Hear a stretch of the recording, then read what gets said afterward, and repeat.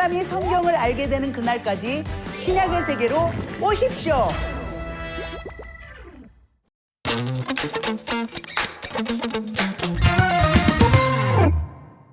자, 이제 50쇼가 시작됐습니다. 지난주와 또 여전히 변함없이 최강희 씨, 최복순 씨 앉아 계십니다. 예. 두 분이 보니까 더 친해진 것 같아요. 딸같이 너무 좋습니다. 딸같이. 그렇지, 딸뻘이지, 막내 딸뻘. 이렇게 손을 이렇게 마주 이렇게 잡아보세요. 서로를 위해서 오늘 한마디씩 해주세요. 사랑합니다. 예쁘고 좋다. 감사합니다. 지난 시간에 저희가 이제 갈라디아서를 했어요. 그래서 오늘은 사도행전을 이제 이어서 살펴보고 거기에서 쓰여진 편지, 그 사도 바울의 서신서 고린도전서까지 갈 겁니다. 그래서 우리가 지난번에 사도행전을 어디까지 갔냐면요, 18장 22절까지 갔어요. 이 내용이 어떻게 되느냐면 이제 3차 전도 여행이 시작되려고 하는 시점이에요. 그래서 18장 23절을 보면은요, 시작. 얼마 있다가 떠나 갈라디아와 부르기아 땅을 차례로 다니며 모든 제자를 굳건하게 하니라. 그러니까 여기가 부르기아, 갈라디아 이 땅을 다니면서 다시 뭐라 그럴까, 다지기를 하는 거예요. 사도 바울이. 그러면서 배경이 어디로 가냐면 지금 사도 바울은 이쪽을 다니고 있어. 한편이 어디냐면 에베소예요. 와, 이제 드디어 에베소 이야기가 나옵니다. 에베소에는 지금 누가 있느냐? 사도 바울하고 함께 왔던 부부가 있습니다. 브리스길라와 아굴라라는. 엄마 알죠? 부부. 친해요, 엄마랑? 조금 지날락해요. 이 사람들이 고린도에 있다가 사도 바울을 만났네. 그러니까 사도 바울과 함께 어디로 갔냐면 에베소로 온 거예요. 그리고 사도 바울은 아까 2차 전도여행 마지막 때 수리아 안디옥에 갔잖아. 여기 남아있어. 브리스길라가 아굴라가 여기서 전도하면서 에베소에서 뭐 제자들을 키워내고 뭐 이렇게 하고 있는 거예요. 근데 한 명이 왔어. 이름이 아볼로예요. 이 사람은 어디서 왔냐면 이쪽 지역입니다. 여기가 이집트의 알렉산드리아라는 곳이 있어요. 거기에 이제 유대인들이 많이 살았는데 거기 출신이에요. 그래서 아볼로는 하나님에 대한 그런 말씀을 갖고 있으니까 전도를 하러 다니는 거야, 얘도. 그러다 에베소까지 왔네. 근데 아볼로가 말을 너무 잘해. 사람들이 우와, 아볼로, 볼로 아볼로, 너무너무 재미있었어, 펀 하면서 막 몰려드는 거야. 그럼 이제 브리스길라 아굴라도 여기 이제 자리 잡고 있으니까 뭘 잘하나 싶어. 근데 잘 들어보니까 주의 도를, 하나님의 도를 가르친다는데 이상하게 세례 요한 이 언저리 이야기에서 약간 정확하지가 않아. 대래 요한뿌이 몰랐는데 뭐. 그렇지.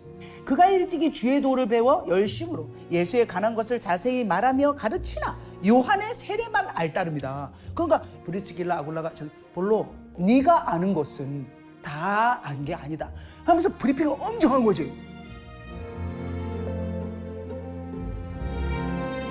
그러니까 이 얘기를 듣다가 브리스길라 아굴라에게 이렇게 얘기한 거예요. 제가 요 아가야 지역, 요쪽 고린도 쪽에 가가지고 복음을 전하면 안 되겠습니까? 너무 잘 됐다. 잘 됐어. 왜냐면 지금 바울도 이쪽에 없고 이쪽이 걱정이 되잖아. 그래가지고 추천서를 써줘요.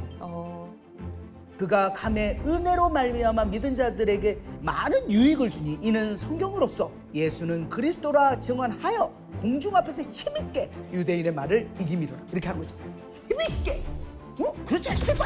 이렇게 또. 다르잖아, 그죠? 자, 19장 갑니다. 19장. 아볼로가 이제 고린도에 있을 때예요. 요때 이제 바울 이야기로 이제 옮겨지는 거예요. 요렇게 다니다가 에베소에 왔네. 에베소에 왔는데 어떤 제자들을 만났어. 그리고 이제 말하게, 너희가 믿을 때 성령을 받았느냐? 아니라 우리는 성령이 계심도 듣지 못했. 그러니까 아직도 성령이 계심도 듣지 못한 거예요. 그때 바울이 딱 얘기를 하는 거죠.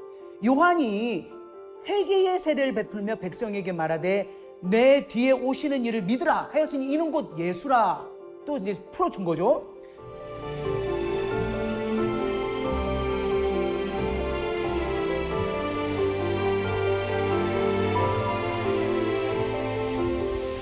그리고 바울이 해당에 들어갔어요. 에베소서에서 석 달 동안 담대히 하나님의 나라를 강론해요. 그러면 또 어떻게 돼? 믿는 사람도 있고 어떤 사람들은 또 반대파가 생기는 거야. 뭐야 됐어. 그러니까 딱 분위기를 보니까 안 되겠다 하고 바울이 어떻게 되냐? 그들을 떠나서 딴 데로 가버리냐? 아니에요. 19장 9절 시작. 바울이 그들을 떠나 제자들을 따로 세우고 두란노 서원에서 날마다 강론하니. 그러니까 날마다 하는 거야 이제. 에브리데이. 바울이 모든 걸 쏟아낸 거예요. 2해 동안 이같이 하니 아시아에 사는 자는 유대인이나 헬라인이나 다 주의 말씀을 듣더라. 와, 어마어마합니다. 복음을 전해지게 된 거죠. 이때 무슨 일이 일어난 줄 알아요? 하나님이 바울의 손에 능력을 줘. 그래갖고 손을 대잖아. 악령이 떠. 그리고 아픈 사람이 일어나. 어느 정도냐면 바울이 썼던 손수건이잖아. 그리고 아픈 사람한테 있잖아. 나. 그때 그걸 보더니 나도 따라해야 되겠다 하는 사람들이 나타난 거예요. 심지어 유대의 한 제사장이 아들이 이루고 이름이 스게와야. 스게와. 그래서 그 7 아들이 똑같이 그렇게 한 거야. 이렇게 바울이 믿는 예수의 이름으로 명하느니 악령아 떠나라. 귀신아 떠나라. 그랬더니 그 악기 들린 자가 딱 뭐라고 하냐면 나한테 떠나라 해봐. 떠나가라. 꼼짝 놀라. 떠나. 야 장난해? 야 내가 예수도 알고 바울도 아는데 너 뭐야? 누구냐 넌? 이런 거야. 그러면서 얘가 가만 안 있는 거야. 에이 하면서 올라타고 막 때리고 막 이런 거야. 이 사람이 얼마나 힘이 센지 떠나지도 않고 싸웠는데 7명 다 때려 눕힌 거야. 아이고야. 그때 얘네가 옷이 다 찢어졌지? 막 난리가 나니까 으아 하고 막 다 도망간 거야. 그러니까 이게 무슨 돈 주고 산다고 되는 것도 아니고 정말 바울을 통해서 복음을 전하려고 하나님이 하신 건데 그거를 따라한다고 되겠어요? 안 되겠어요? 안 돼요. 안 돼요. 그렇게 해서 어마어마한 복음의 역사가 일어나니까 거기 있던 마술하던 사람들 있잖아요. 회개를 합니다. 그리고 어마어마한 책들을 그리고 불을 태우고.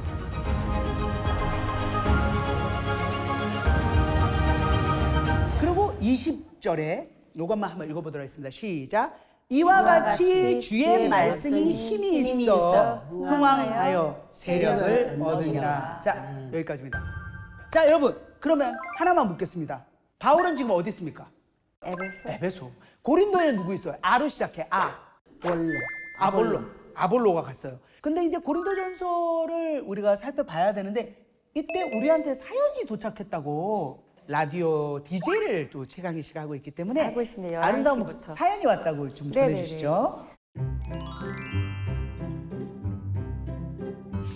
안녕하세요. 저는 고린도 교회에 다니고 있는 스데바나입니다. 저희 교회는 5년 전에 바울 선생님이 세우신 아주 좋은 교회인데요. 바울 선생님이 떠나고 난 후 교회에 여러 문제가 생겼습니다. 바울파, 아볼로파로 나눠 싸우기도 하고요. 성적인 문란, 교인들 간의 소송, 우상 제물 문제, 방언 등으로 교회가 매우 시끄럽습니다. 교인 중에 한 사람으로서 너무 안타까운데요. 어떻게 하면 좋을까요? 이런 사연이 도착했어요. 죄송한데 저희가 풀 수가 없네요. 자, 다음 사연 주시죠. 없나요? 강희 씨는 이 사연을 읽으면서 어떠셨어요? 마음이 좀 복잡하지 않나요? 아니 이런 문제들이 뭐 이런 정도까지는 아니어도 솔직히 지금 현 시대 교회에서도 막 이런 일들이 있잖아요. 맞아요. 그래서 좀 공감이 되는 것 같아요. 맞아요. 이 여러 가지 문제를 해결해 놓는 분이 계십니다. 그 분이 바로 누구냐면 사도 바울입니다. 그래서 바울의 편지를 보고 우리가 한번 답을 찾아보도록 하겠습니다. 파이팅! 화이팅! 네. 자, 그럼 고린도 전서는 1장부터 16장이 있고요. 그 다음에 후서가 1장부터 13장이 있어요. 그래서 고린도 전후서라고 하는데 이제 먼저 장소를 알아봐야 돼요. 고린도가 어디다? 여기예요. 그죠? 근데 이 지역이 얼마나 중요하냐면요. 이 전체 아가야 지역의 수도입니다. 이 당시 수도예요. 그리고 또 여기가 아시아, 이탈리아로 연결되는 거예요. 그럼 어떻게 돼? 돈이 많이 들어와요. 안 그렇겠어? 모든 상업적인 게 활발하게 이루어지면 머니 해도 머니가 엄청 들어온 거지. 물질주의. 그 다음에 또 하나는 뭐냐면 세계의 사람들이 오다 보니까 세계 우상들이 다 모인 거예요. 대표적인 게 여기에 아프로디테 신전이 있습니다. 있다 보니까 종교 창녀들도 너무 많은 거예요. 아주 퇴폐적이면서 돈을 추구하고 하여튼 복잡 미묘해. 지금 1장을 보니까 무슨 일이 있었냐면 사도 바울이 에베소에서 지금 두란노 서원에서 막 성경 가르치고 하고 있잖아. 근데 이 고린도에서 사람들이 온 거야. 소위 글로에의 집 사람들이 이렇게 이제 방문을 온 거예요. 이제 그 고린도에서 분쟁이 있다라는 이야기를 먼저 사도 바울한테 얘기한 거야. 어떻게 된 거냐면 아볼로가 그때 기억나지? 브리스길라 아굴라가 이렇게 교육을 해가지고 가가지고 거기서 이제 막 가르치고 사람들이 야 말을 너무 잘한다 이렇게 갔잖아. 근데 거기서 파가 나뉜 거예요. 아볼로는 참 말씀을 너무 잘해. 그랬더니 그 전에 바울을 좋아했던 사람들이 아무리 말을 잘해도 바울 선생은 진짜 깊이가 있잖아. 무슨 얘기예요? 귀에 지금 쏙쏙 들어오잖아. 아볼로가 아니 어떻게 그렇게 말을 해? 왜 이렇게 배신을 해? 뭐가 배신했다 그래? 없어. 이게 분파가 그러니까 바울파, 아볼로파, 게바파는 뭐냐면 베드로파 그리고 그리스도파 그렇게 파를 나누어서 당시 일부 교인들이 여기서 뭘 하냐면 넌 누구한테 세례받았어? 난 아볼로한테 세례받았어. 난 바울한테 세례받았어. 막 이렇게 얘기를 하면서 세례를 누구한테 받았느냐를 가지고 싸우는. 세례를 누구한테 받은 게 중요해? 근데 그걸 가지고 그래서 바울이 그 얘기를 듣고 넘어간 거야. 세례를? 내가 세례를 준 사람은 몇 명 안 된다. 그리스보와 가이오 외에는 내가 아무데도 세례를 베풀지 않는 걸 제가 감사한다. 세례가 뭐가 중요해? 세례가 17절 한번 같이 읽어볼게요. 1장 17절 시작. 그리스도께서 나를 보내신 나는 바울이에요. 세례를 베풀게 하려 하심이 아니요 오직 복음을 전하게 하려 하심이로되 말의 지혜로 하지 아니함은 그리스도의 십자가가 헛되지 않게 하려 합니다. 이것은 여러분 세례를 부정하는 것이 아니라 사람들이 이 안전한 구원을 보장받는 게 세례라고 착각을 하니까 그것은 종교 의식이고 십자가 복음을 마음속에 영접하는 참된 믿음이 필요하다는 것을 강조하는 거예요. 자, 2장을 보면은 2절을 한번 읽어볼까? 시작. 내가 너희 중에서 예수 그리스도와 그가 십자가에 못 박히신 것 외에는 아무것도 알지 아니기로 작정하였습니다. 내가 너희 가운데 거할 때에 약하고 두려워하고 심히 떨었다. 이게 무슨 얘기냐면 바울이 사실은요 여기 이제 데살로니가에 있었고 그 다음에 여기가 베레아에 있었잖아. 베레아에서 또 쫓겨났거든 급하게. 그래갖고 요 근처에 그리스 아덴에 온 거야. 아덴에 말 잘하는 철학자 스토아 학파 뭐 있잖아. 그 사람들한테 내가 하나님에 대해서 이야기를 했는데 몇 사람 듣지도 않고 어떻게 하다 보니까 고린도에 와 있는 거란 말이야. 마음에 두렵고 떨리고 내가 어떻게 이 앞을 살아가야 될까 이런 두려움이 있는 거야. 그렇게 떨고 있는 고린도의 사도 바울에게 하나님이 이렇게 했어. 두려워하며 침묵하지 말라. 담대히 말하라 라고. 그러면서 어떤 마음을 먹냐면 그래 내가 알고 있는 여러 가지 지식과 모든 것 다 필요 없다. 다 필요 없다. 나는 십자가 외에 아무것도 알지 않을 거야 라고 마음을 정했대라는 거예요.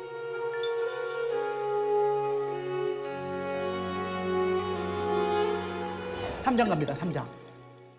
이때 바울이 이 사람들 고린도의 사람들의 영적 상태를 뭘로 3장에는 표현을 하냐면 사람의 식단으로 표현을 해요. 식단. 그러니까 딱 수준이 뭐냐면은 젖을 먹어야 돼요. 어린아이처럼 밥을 먹이면 못 먹어. 곧 기초적인 복음을 말해야 겨우 알아들을 수 있는 거예요. 그러면서 이야기를 하는 거죠. 아볼로가 뭐고 바울이 뭐냐? 우리는 그냥 사역자야. 그리고 기가 막힌 말을 합니다. 바울은 뭐 했어요? 맨 처음에 가서 고린도에서 심었어요. 씨를 심었어. 아볼로는 뭐냐면은 물을 줬어. 왜? 잘 말하잖아. 그래서 잘 물을 줬어. 그러면 그 다음에 한번 읽어볼게요. 3장 6절. 오직 하나님께서 자라나게 하셨나니. 여러분 저도 이제 생명책을 쓰잖아. 그래갖고 안 믿는 언니, 안 믿는 연예인 이렇게 쓴단 말이야. 만나잖아. 그럼 만나자마자 예수 믿어 이렇게 안 해. 싹 상황을 봐. 누가 봐도 내가 성경 가르치는 걸 이제 알거든. 알고리즘으로 떠가지고 아나까나 보다가도 50초가 뜨니까 그러다가 뭐 슬쩍 얘기를 꺼내. 성경 가르쳐? 그래서 옳다구나. 그리고는 믿지 않는 사람인데도 자연스럽게 얘기를 해요. 나는 하나님을 믿어. 근데 그건 뭔지 알아요? 씨만 뿌린 거야. 그 다음에는 하나님이 어떻게 하냐면 사람을 붙여줘. 그리고 잘하게 해. 그럼 결국은 누가 한 거야? 하나님이 한 거예요. 우리는 뭐냐면 그냥 사역자다. 하나님 외에 다른 이들은 각각 자기의 상을 받는다. 그 얘기하잖아. 상급이라고, 그죠? 3장 12절에서 15절 요거는 이제 좀 제가 설명을 해드릴게요. 봐봐요. 그날 있어 없어? 네, 있어요. 그날 있지. 그날 재림입니다. 예수님 재림 때에 각 사람이 지은 집이 있는 거야. 자, 어떤 사람은 금, 은, 보석으로 지어. 어떤 사람은 지푸라기잖아. 지푸라기, 나무 이런 걸로 지었어. 근데 판단하는 도구가 문제래. 불이야.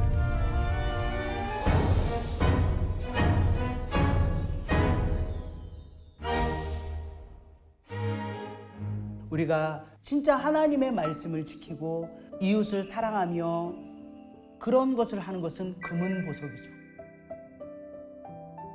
그런데 나는 말씀은 믿어요. 하지만 행동은 다를 거야. 하고 말씀과 다르게 사는 사람은 나무와 풀과 집 같은 거죠. 그래서 어떤 걸 할 거냐? 여러분들이 생각하셔야 돼요. 근데 정확하게 여기 뭐라고 써있냐면 3장 15절에 구원을 받되 불 가운데서 받은 것 같으리라. 그러니까 구원하고는 상관이 없는 거야. 여러분 이런 거 있어요. 우리가 정죄를 할 때 야, 넌 구원 못 받아. 이런 말 하시면 안 돼. 구원은 하나님이 관여하는 거지 내가 너 구원받아 못 받아 이런 거는 우리 입으로 담아낼 게 아닙니다. 무슨 얘기인지 알죠? 자, 그리고 아주 중요한 3장 16절 한번 읽어보도록 하겠습니다. 시작. 너희는 너희가 하나님의 성전인 것과 하나님의 성령이 너희 안에 계시는 것을 알지 못하느냐. 아멘. 여러분의 몸이 하나님의 성전입니다. 아무거나 집어넣고 술 마시고 막 진짜 막 몸에 안 좋은 것들 다 하고 몸을 괴롭히는 성전을 관리하지 않는 거죠. 그것을 이야기하는 거예요. 영적인 것도 마찬가지고 이 중요한 이야기를 하면서 왜 성전이 되는지 그 이유는 뭐냐면요. 성령이 계시잖아요. 이 성령께서 내 안에 계시잖아요. 그러니까 내가 성전이야. 아멘. 좀 짧은 성전. 너무 기쁘지 않아요? 그러면서 이야기합니다. 그러니 바울, 아볼로, 게바 다 너희 거다. 그래, 마음대로 활용하고 너희를 가르치는 사역자들이지 너희는 그리스도의 것이요 그리스도는 하나님의 것이다 라고 이야기합니다. 4장 갑니다. 4장 1절에 우리는 누구예요? 바울, 뭐 제자들 이런 사람들 그리스도의 일꾼이며 하나님의 비밀을 맡은 자. 하나님의 비밀이 뭐예요? 최강희님? 우리를 구원해 주시는 그렇죠. 그 구원, 복음.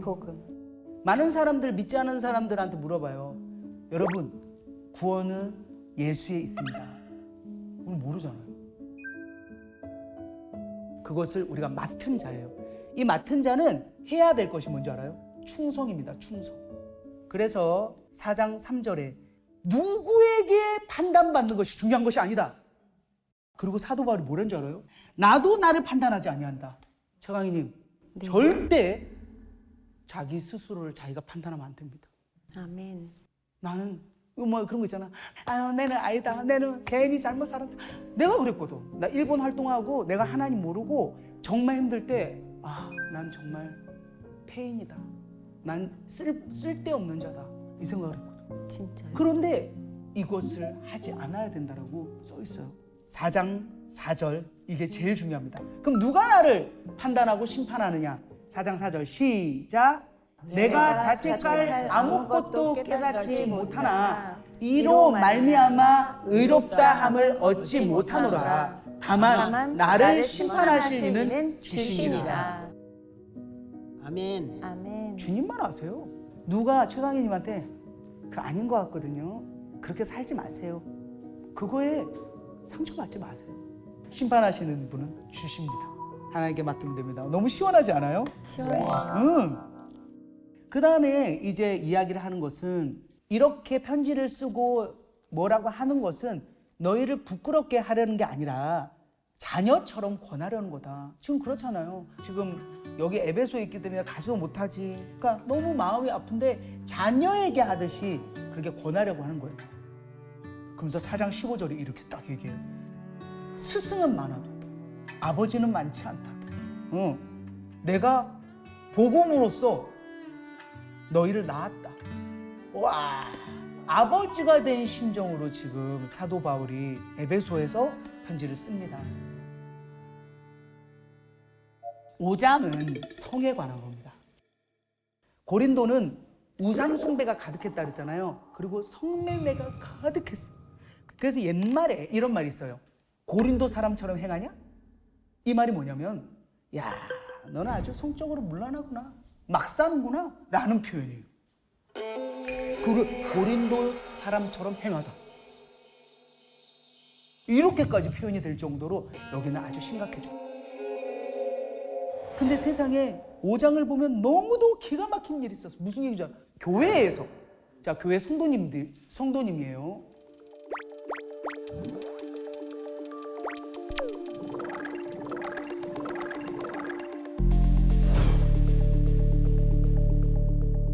그리고 심지어 뭐라고 얘기하냐면, 아야, 그게 뭐가 중요해. 지금 뭐 다 그렇게 사는 거 아니야?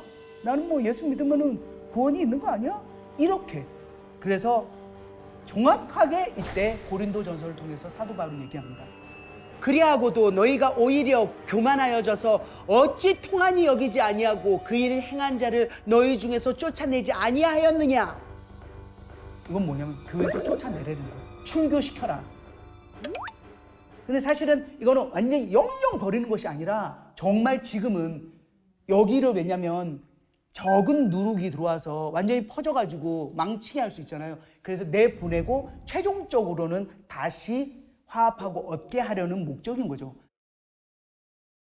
그렇게 하면서 5장 9절에 보면 또 오해를 할 수 있으니까, 음행하는 자를 사귀지 말라고 했다고 이 세상 사람들과 그러면은 사귀지 않는 거야? 이건 뭐냐면은 교회를 안 다니는 사람들이 막 그렇게 생활을 해. 그런다고 더러워, 난 저 사람들하고 사귈 수 없어, 나랑 달라 하면서 아예 문을 닫아버리거나 그 사람들하고 연을 끊어버리는 게 아니고, 그러면 우리가 구원할 사람 누가 있어요? 그런 시각으로 보는 것이 아니라 믿게 되었는데 교회 안에 들어와서 그 성도들이 그런 것에 대해서는 엄중하게 이야기하고 출교시키고, 그리고 그 사람이 변하게끔 만들라는 거죠. 그리고 6장으로 넘어갑니다. 6장에는 무슨 일이 있냐면 이제 교인들 간에 소송 문제가 있는 거야. 정말 교인이 교인을 소송을 거는 거야. 그래서 믿지 않는 사람들이 봤을 때 저 교회 다니는 사람들 왜 저래? 너무 별로다. 왜냐하면 이때는 이제 로마의 지배하에 있었잖아요. 그런 일들이 있으면 더 기독교를 비판하는 거야. 지네끼리 아주 물고 뜯고 난리가 났네, 싸우고 이러면서 복음 전파에 방해가 되는 거야.